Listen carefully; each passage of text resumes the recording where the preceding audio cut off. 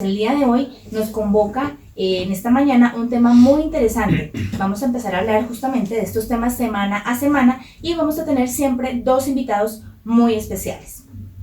En esta mañana entonces nos encontramos con el profesor José Jairo Giraldo. Él es físico, matemático y profesor titular de la Universidad Nacional de Colombia, y también nos acompaña el doctor Eduardo Posada Flores. Él es miembro de la primera comisión de ensayos físico y científico colombiano. Pero quiero hacerles una pregunta a todos nuestros oyentes antes de arrancar. ¿Usted sabía que el punto de partida de lo que hoy se conoce como la cuarta revolución industrial es la tecnología cuántica? Pues efectivamente ese es el tema que nos convoca en esta mañana. El futuro es cuántico. Les quiero darle la bienvenida a mis invitados y doctores, ¿qué es la cuántica, por favor? Sandra, muchas gracias por la invitación. Realmente es una oportunidad valiosísima, porque yo, siendo físico, solamente me enteré de la cuántica cuando llegué a la Universidad Nacional, en donde ahora, casi, 50 y tantos años después de haber ingresado, pues sigo siendo profesor, soy profesor titular. Y pues yo llegué en 1964 a presentar mi examen de admisión. Para entonces ya estaba ocurriendo una segunda revolución cuántica, pero en Colombia no teníamos ni idea qué era la cuántica. Así de atrasados estamos. Y había surgido a comienzos de siglo, con Max Planck. Realmente empezó un poco más tarde, 1924, 1925 y 26, con de Broglie, con Schrödinger, con Heisenberg. No vamos a llenarnos de nombres, pero lo que ellos hicieron fue crear una teoría que es completamente diferente a cualquier teoría que le precediera. Y lo fundamental es que hay objetos que nosotros decimos, esos son objetos como corpúsculos, como piedritas, como partículas muy pequeñas, granitos de polvo, qué sé yo, bacterias o virus, lo que sea. Esos son como objetos que se mueven, nosotros sabemos cómo se mueven. Y hay otros objetos que son ondas. Y entonces, perdón un segundo, esas ondas son completamente distintas. Lo que yo estoy diciendo ahora, lo que estoy haciendo es produciendo ondas sonoras que después se vuelven ondas electromagnéticas. Pero esas ondas, al contrario de las partículas, están diseminadas por un espacio muy grande.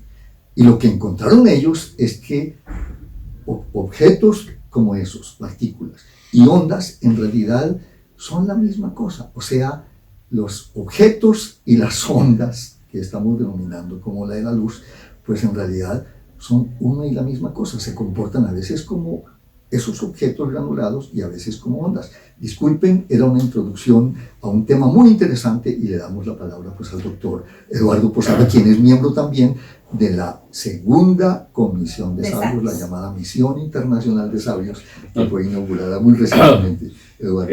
Gracias, Jairo. Pues yo creo que lo que tú has dicho, la mecánica cuántica, es fundamental. Y yo creo que es una descripción del mundo microscópico. Es una teoría que nos ayuda a entender cómo funciona ese mundo, que es muy misterioso y que está muy alejado de nuestra experiencia cotidiana. De hecho, la mecánica cuántica nació para explicar unos experimentos, como suele pasar con las teorías. Yo soy físico experimental, entonces siempre me gusta involucrar los experimentos en el origen de las cosas. Y yo creo que hay un par de experimentos que no se han podido explicar en finales del siglo XIX, en particular unas observaciones de Hertz y de Lennard.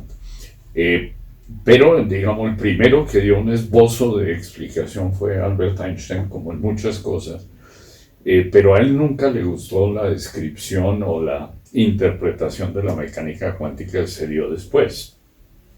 Y en particular la interpretación que nació de la escuela de Copenhague, etcétera, con Bohr. Pero digamos que es la teoría gracias a la cual entendemos o tratamos de entender y explicar el funcionamiento del mundo microscópico, o sea, de los átomos, de las partículas, de los electrones, etcétera, que tienen un comportamiento muy extraño.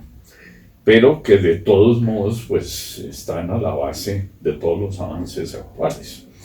Porque, digamos, sin la mecánica cuántica no tendríamos teléfonos celulares y no tendríamos computadores ni nada por el estilo. Los semiconductores, por ejemplo, salieron de ese proceso al cual nos condujo la mecánica cuántica. Y los semiconductores son los que permitieron fabricar todos los dispositivos que hoy utilizamos. Doctor Posada, hace poco en nuestra primera charla 4.0 hablábamos con dos físicos también de la Universidad Nacional y el profesor Diego Torres decía, mira, la cuántica deja de ser cuántica cuando se vuelve, digamos, a escala de ser humano, que el ser humano lo pueda ver o lo pueda palpar, ¿cierto? Hablemos un poco para que la gente también nos entienda en dónde vemos o cómo vemos reflejada en la vida cotidiana la cuántica. En todas partes. En el teléfono celular, en cualquier proceso químico que tenga que ver con nuestro organismo, por ejemplo, siempre interviene la mecánica cuántica. Procesos químicos, el átomo y lo que tiene que ver con el comportamiento de los átomos, todas las reacciones químicas, bioquímicas, etcétera, están regidas por la mecánica cuántica. De hecho, la fotosíntesis, que hace un trabajo en el cual, una tarea en la cual ha trabajado Alejandro Laya, por ejemplo, una colombiana muy eminente, pues se explica los fenómenos de la fotosíntesis, que finalmente son los que nos generan la comida a través de las plantas, son fenómenos cuánticos. De manera que es simplemente que logramos empezar a entender un mundo que nos estaba muy distante, porque la idea del electrón, por ejemplo, el electrón se descubre en 1897. Antes no había ni siquiera un esbozo de idea de cómo podía ser un átomo. Es decir, los griegos habían llegado a proponer el átomo, pero mucha gente no lo aceptaba. De hecho, los físicos del siglo XIX no aceptaban la idea de átomo.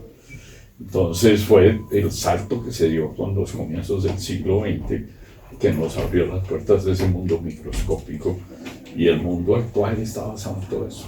Está en todas partes. Permítame, Sandra, una cosa tan de uso diario como el láser. Láser pues es un acrónimo en inglés, que es amplificación de la luz Light Amplification by Stimulated Emission of Radiation, radiación estimulada, pero no vamos a explicar el fenómeno mismo. Eso lo previó Einstein en 1917 y solamente en 1960 se construyó realmente el primer láser. Primero hubo una cosa que se llamó el máser, microwave, microondas. A lo mejor más tarde hablemos la diferencia entre microondas y ondas ultravioletas y cosas así. Seguramente vamos a tener que hablar de eso cuando hablemos, por ejemplo, de la tecnología 4G y la 5G, cosas como esa. Pero lo interesante es que el láser, que todo el mundo ve, eso es un objeto cuántico macroscópico.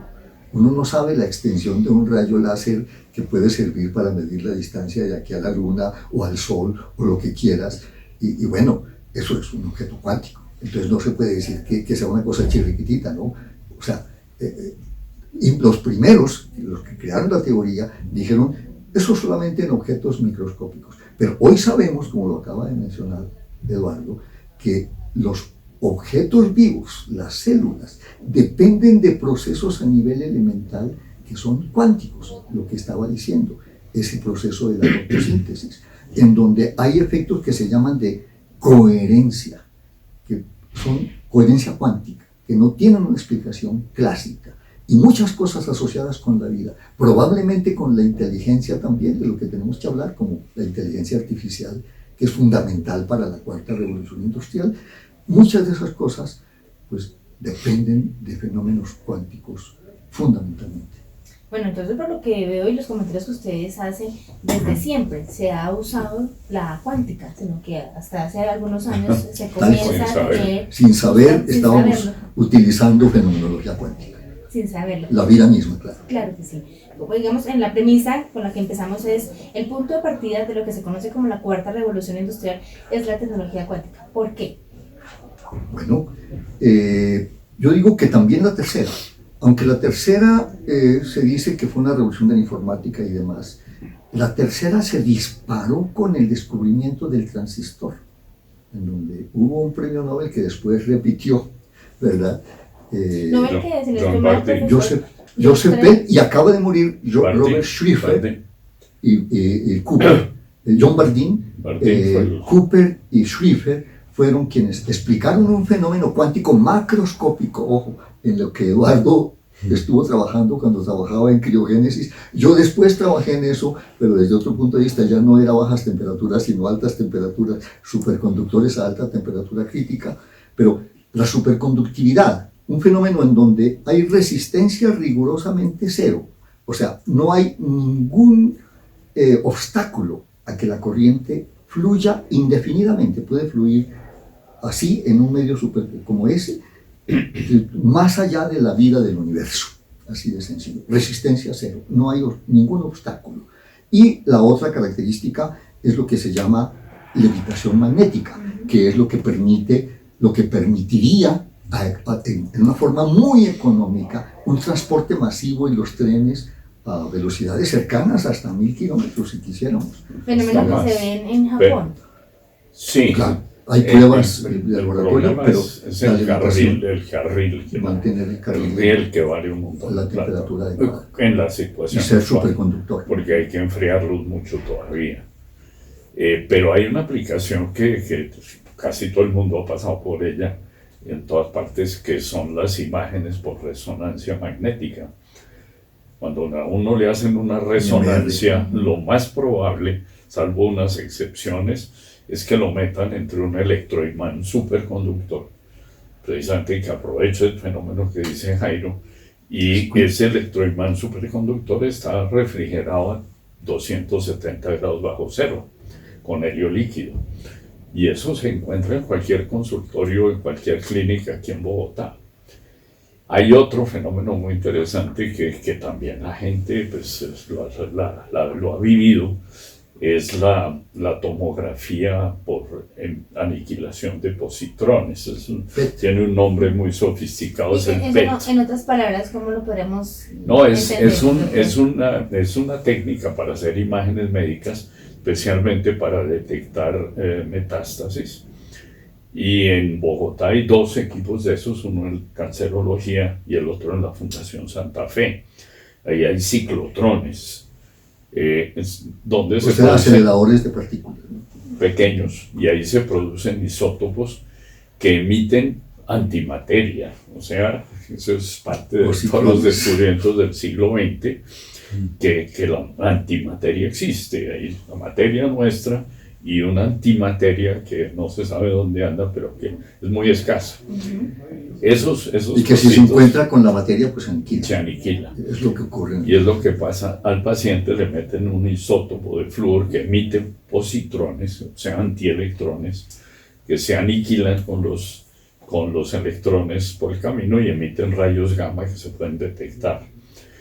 Y eso permite ubicar metástasis, ¿no? En el organismo. Es una técnica que se utiliza todos los días.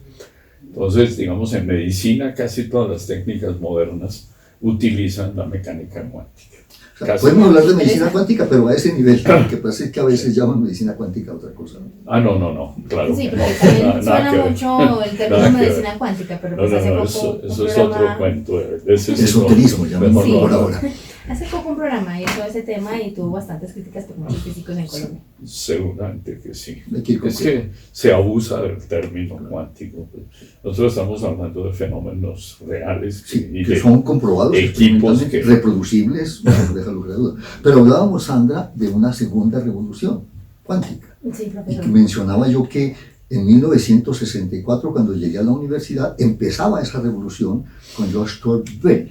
El teorema de Bell es una cosa fundamental en la mecánica cuántica. No vamos a hablar de eso, pero eso conduce a un fenómeno todavía más raro, que sí Einstein no pudo aceptar de ninguna manera. Él dijo, esas son acciones fantasmagóricas a distancia, para burlarse del fenómeno que se predecía. Y es que dos objetos, así se encuentre el uno en un confín del universo y el otro en el otro confín, digamos, pensando en el universo esférico. Entonces, resulta que pueden interactuar instantáneamente, burlándose, por decirlo así, de la relatividad. O sea, el que hace de un lado, del lado izquierdo llamémoslo, hace una cosa y el otro del lado derecho instantáneamente sabe qué fue lo que hizo, porque son partículas entrelazadas. Ese fenómeno es lo que da lugar, ¿cierto?, con las otras cosas raras de la mecánica cuántica, de la interferencia y demás, principio de superposición, que el comportamiento onda y partícula, pero no ambas cosas a la vez, sino solamente o es onda o es partícula, pero cualquier objeto cuántico se manifiesta de ambas maneras. Pero, profesor, perdón, te interrumpo, me decías antes, fuera de micrófonos, que justamente hoy con la cuántica esos dos, digamos, elementos se pueden unir, ¿no? No, pero no se pueden observar simultáneamente, No o se sea, pueden se da uno o el otro. O sea, que una cosa sea partícula, como que lo decides tú mismo, ¿cómo lo voy a observar? Que sea onda, ¿cómo lo voy a observar? Entonces, ¿la luz es una onda o es una partícula? Dependiendo de cómo según lo el observe. tipo de experimento que Exactamente. Entonces, el experimento del efecto fotoeléctrico que mencionaba Eduardo, ahí la luz se está comportando como una partícula rigurosamente. Pero en los fenómenos de interferencia, la luz se comporta como una onda. Los fotones, esos son los granos de luz que incomodaron a Einstein. Y entonces, pues lo raro de ese entrelazamiento es que o sea, eso raro que no pudo aceptar Einstein, esa interacción instantánea, no importa a qué distancia se encuentren, ¿verdad? Que o sea, desborda toda la concepción de la física clásica por completo. Eso hoy en día da lugar a la criptografía cuántica. Es la criptografía la forma de ponerle código a todos los mensajes que sean indescifrables y cosas por el estilo. Hacerlos indescifrables realmente, o sea, que la persona a la que le miran la clave de inmediato se da cuenta que se la miraron, ¿sí? Eso es cuántico, criptografía cuántica, ¿verdad? Y la ya los computación bancos lo están utilizando en Singapur, por ejemplo, los bancos ya tienen sistemas de y eso es segunda criptografía. revolución cuántica. Y hay otro ejemplo de esa dualidad onda-partícula que son los electrones. Pues Jairo hablaba de los fotones que se pueden comportar como una partícula también o como una onda. Pues los electrones, que para nosotros, a fin de cuentas, se presentan como una partícula y en general se comportan como una partícula, también tienen ese carácter ondulatorio que puede aparecer. Y se pueden hacer experimentos con los electrones igual que con la luz. Ese es el origen del microscopio electrónico. Exacto. Así como hablamos de un microscopio óptico de fotones, también hablamos de un microscopio electrónico de electrones. Que el electrón se comporta como una onda. Nos dan imágenes gracias al fenómeno de interferencia, de difracción. Entonces es otro fenómeno cuántico. Y la microscopía electrónica, ojo, esa microscopía electrónica fue la que permitió avances todavía mayores porque pudimos observar y manipular los objetos a esa escala. Hoy en día se habla bueno, hay un efecto túnel, tunelamiento cuántico, o sea, una partícula pasa, por decirlo así, una pared sin romperla ni mancharla, sin modificar absolutamente nada, pasó al otro lado. ¿Cómo pasó la pared? Efecto cuántico. Y entonces... ¿Pero eso es posible? Claro que sí. Sí. Todos los días los electrones, precisamente es la aplicación del estado sólido que da lugar al transistor, al diodo, túnel, y entonces se habla de microscopía de tunelamiento cuántico, STM, Scanning Tunneling Microscope. Es la microscopía más fina que se puede hacer. Que es un aparato que permite ver átomos. Que el microscopio electrónico en algunos casos con mucha dificultad lo permitía, pero con este aparato que cualquier niño de colegio lo puede fabricar, se puede visualizar átomos. Y moverlos de un lado al otro. O sea, tú y puedes mover manipular átomos, y escribir letreritos con átomos. La manipulación de la materia a ese nivel es lo que nos permite esas tecnologías que ahora están surgiendo, que son efectos cuánticos. Es una tecnología muy simple. Aquí fabricamos microscopios de esos hace años ya. Sí. Bueno, pero entonces, ustedes... para redondear, sí. Sandra, y continuamos con las preguntas, eso que mencionábamos hace un poquito de la criptografía y del entrelazamiento cuántico, que da lugar también a otra cosa que se llama el teletransporte cuántico, o sea, prácticamente vamos a llegar a pasar la información, profesor. bueno, más tarde, pero lo que quiero mencionar es que los chinos hoy en día van a la delantera porque le están invirtiendo fuerte a eso. No hay duda, los chinos son los líderes mundiales en este momento. Por lo menos en los experimentos más recientes que han hecho, muestran su liderazgo. Bueno, ustedes me hacen pensar en varias cosas. La primera, entonces, con todas estas soluciones, con toda esta, digamos, con esta forma de ver las soluciones o de tener soluciones para diferentes problemáticas en salud, en una cantidad, digamos, de temas, el ser humano entonces va a llegar a ser inmortal, de acuerdo a todas estas tecnologías, o digamos, ahí surge hacia dónde vamos. ¿Por qué? Porque también leyendo el libro de Oppenheimer, Sálvese quien pueda, de la automatización de las cosas, él también cuenta ahí que hizo un viaje por todos los países del primer mundo, donde los robots prácticamente ya están reemplazando al ser humano, ¿cierto? En los hoteles, en los hospitales, en los restaurantes, robots que hacen sushi. El siguiente tema, En fin, inteligencia artificial. Inteligencia artificial que hace parte de la industria 4.0. Entonces lo que me pongo aquí a pensar y a reflexionar, el ser humano va a llegar a ser entonces inmortal. ¿Y qué va a pasar entonces más adelante? La sobrepoblación y demás problemas que se podrían esa es presentar. una buena pregunta. Porque estas tecnologías... ¿Dejamos a Eduardo que empiece o porque ya estoy el que me hablo quiera, también? por favor, pero estas tecnologías están haciendo justamente que el ser humano sea invencible. Dios mío, ahí uno puede también plantear otra Hay unas cosas éticas. Y Claro. es que los robots pueden llegar a ser muy, muy inteligentes y algún día decidir que nosotros sobramos Sobramos. Claro. y simplemente borrarnos del mapa. Porque Entonces- Porque somos los peores Cada- depredadores. porque- o sea, Cada Sí, vez le estamos somos- enseñando más y más cosas Y a los somos robots. muy frágiles y llenos de defectos y de problemas de todo tipo. Entonces uno se puede imaginar, y eso no es ciencia ficción, porque las posibilidades existen y en un plazo no demasiado largo.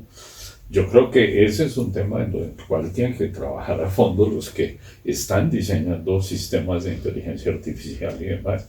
Es cómo introducirle ciertos conceptos morales, por ejemplo, a las máquinas y ver hasta dónde eso se puede. Porque, digamos, el futuro es complicado. El futuro de la humanidad, hoy que tenemos 7.000 millones o más, Vamos para 8. es bastante incierto. Realmente el planeta Tierra es limitado hasta ahora y ningún otro planeta del sistema solar nos sirve para ir a escaparnos allá.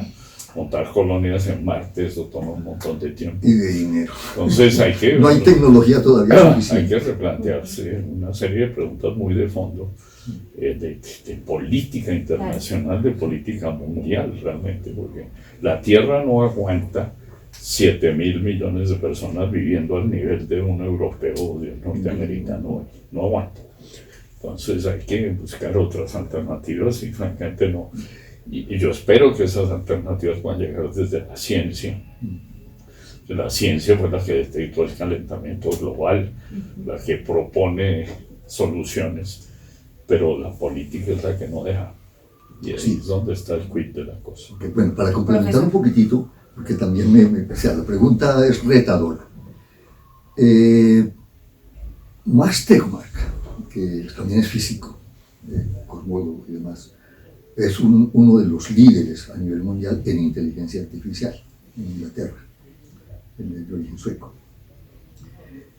Y Max Tegmark cree que en algún momento esa inteligencia artificial puede ser superior en todo, porque claro, es superior en algunos aspectos. La rapidez no hay La comparación. fuerza. O sea, el manejo de cantidad de datos capacidad de por memoria. parte de la inteligencia artificial no hay lugar de duda, nosotros no tenemos esa velocidad de procesamiento. El profesor me hace recordar de Watson, de uno de los robots, Ok. que es más rápido Sí. que el ser humano. Claro, bueno, y el Blue Deep que derrotó a Kasparov. Kasparov. O sea, ahí empezó a tenerse en cuenta la inteligencia artificial en sus grandes capacidades. Entonces, algunos, entre ellos esta persona que acabo de mencionar, creen que algún día esa inteligencia artificial va a dominar en todos los aspectos, incluso en la parte emocional, al ser humano, incluso. Creen eso.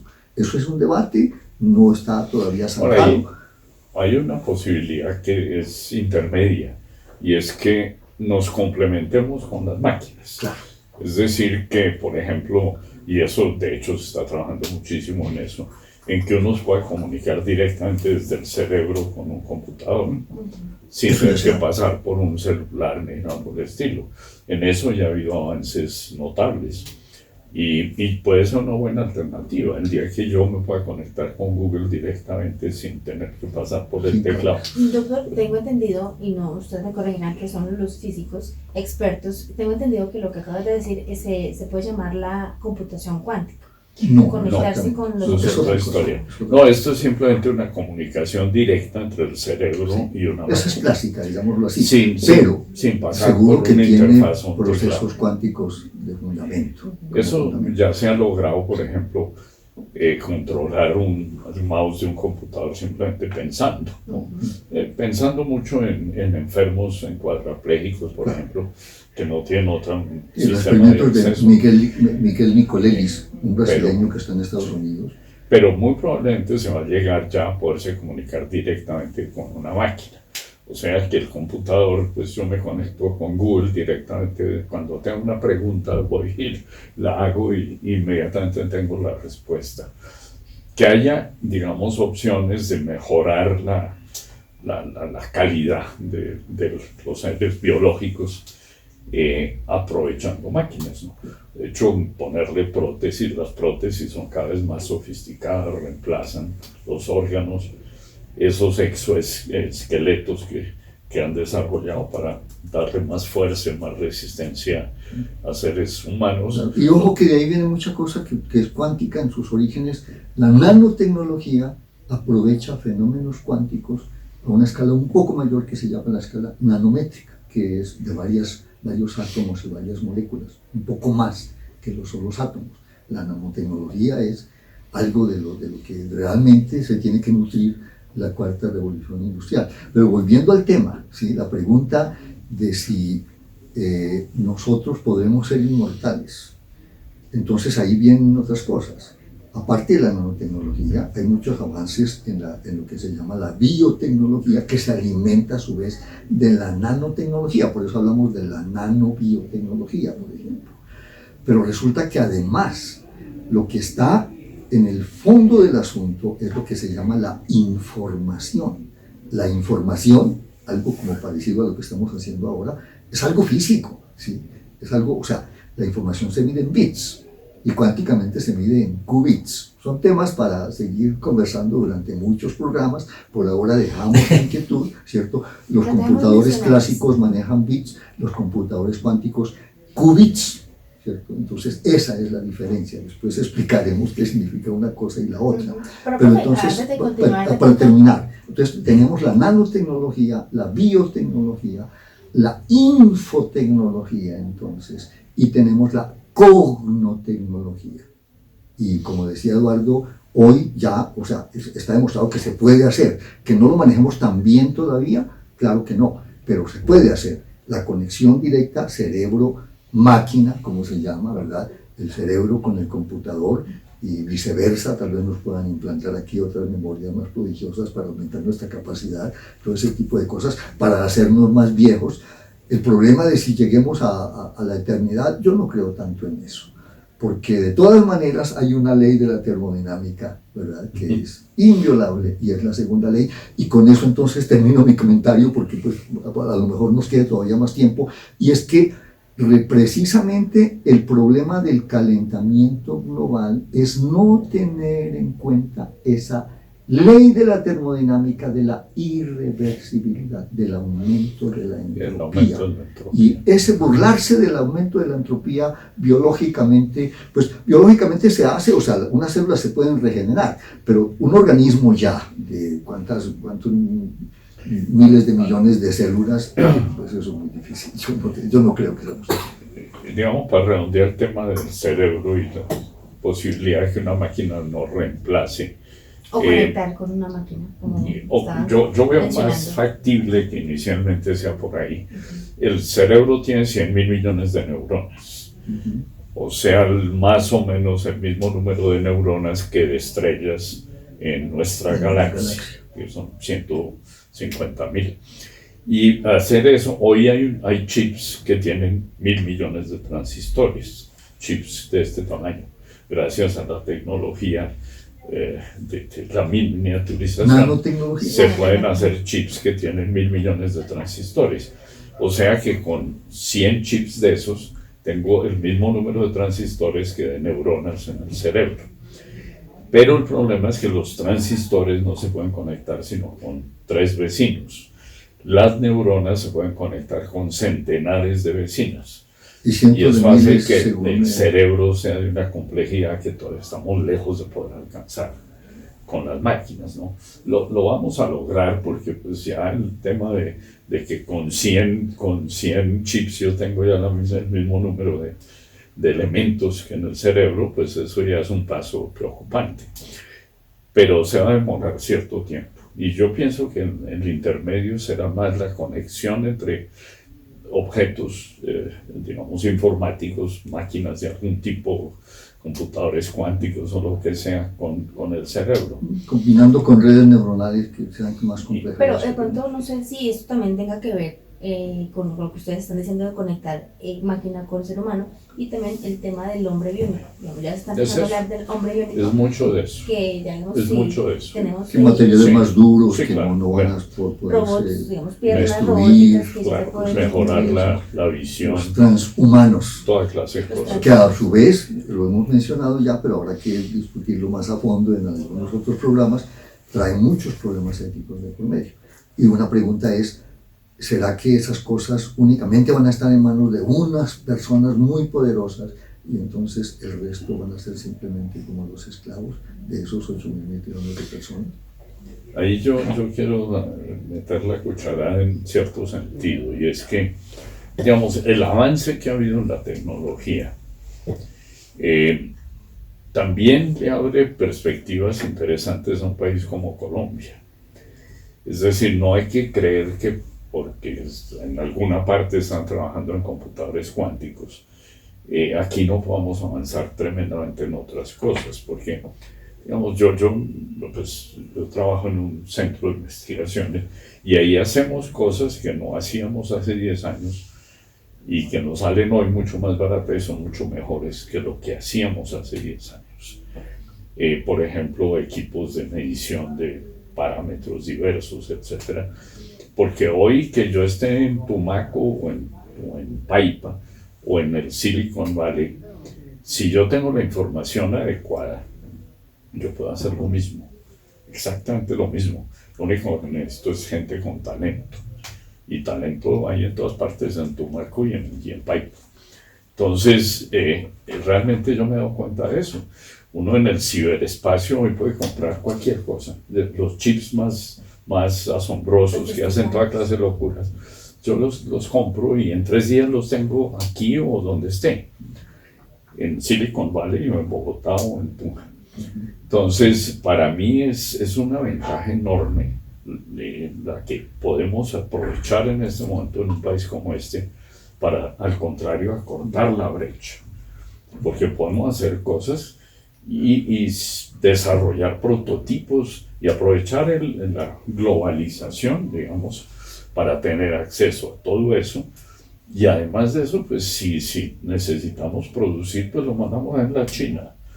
Es decir, diseñamos aquí, pero mandamos fabricar en la China. Sí, voy a meter la cucharada yo. No. Eduardo es el generador de lo que se llama el Centro Internacional de Física. Y como se puede ver googleando al doctor Eduardo Posada, ha sido el promotor más importante en el terreno, o sea, en lo que se llama política de ciencia y tecnología. Mucho de que hubiera surgido realmente la primera misión que se llamó Misión Internacional, Misión de Ciencia, Educación y Desarrollo, se debe a las gestiones de Eduardo, desde hace muchos años, desde que yo lo conozco, la verdad. Y el Centro Internacional de Física empezó cosas sumamente interesantes y ha habido gente que ha hecho innovaciones que son de nivel mundial.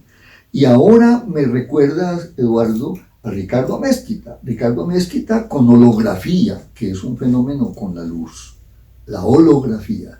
Él está exportando máquinas que ellos mismos diseñaron aquí en Colombia, la están vendiendo a los chinos. Hágame el favor. O sea, talento en Colombia hay mucho.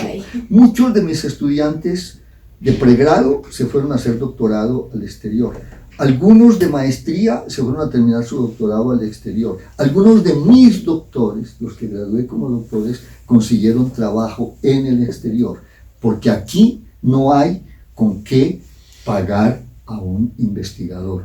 ¿Cómo que no hay con qué pagar a un investigador? No vengan con cuentos, o sea, dejémoslo para discutirlo después, pero ciertamente, si se hubiera tenido en cuenta esas recomendaciones, si no hubiera venido el efecto del elefantito que se metió por ahí en alguna parte, si no hubieran pasado cosas como esas, probablemente todo eso que desde hace tiempo están diciendo personas como Eduardo Posada o como Rodolfo Ginás o como cualquiera de los que estuvieron en esa primera misión y los que están en la actual, que es mucho más grande, ojalá que sus recomendaciones las tengan en cuenta, ¿no, Eduardo? Ojalá. Colombia sería distinto, o sea, talento colombiano tenemos mucho. Alexandra Daza, la acabamos de mencionar, es la tercera mujer, Alexandra Olaya Castro, es la tercera mujer en el mundo que recibe la medalla Maxwell, que es como el premio Nobel de Física en Inglaterra. Stephen Hawking lo tuvo. Entonces una mujer colombiana que tuvo allí premio medalla Maxwell, que Ana María Rey, que estaba en Estados Unidos, nanotecnóloga o nanocientífica, como queramos llamarla, ya se hable de que puede ser candidata a premio Nobel. Eso indica que sí hay mucho talento colombiano. Son casos, no son casos excepcionales, formadas aquí. Eso es lo más importante. Claro que sí. Vamos a una pausa, profesor, y después de esa pausa vamos a hablar justamente de ese tema, de por qué nuestros científicos están yendo del país, qué es lo que está pasando en nuestro país. Y lo otro, que ustedes me ponen a pensar también, los empleos del futuro. Si estamos haciendo tanta ciencia, tanta tecnología, ¿qué empleos van a quedar, digamos, como en el limbo? Física. Vamos a una pausa y ya volvemos con Charlas 4.0. Hoy el futuro es cuántico. Los físicos.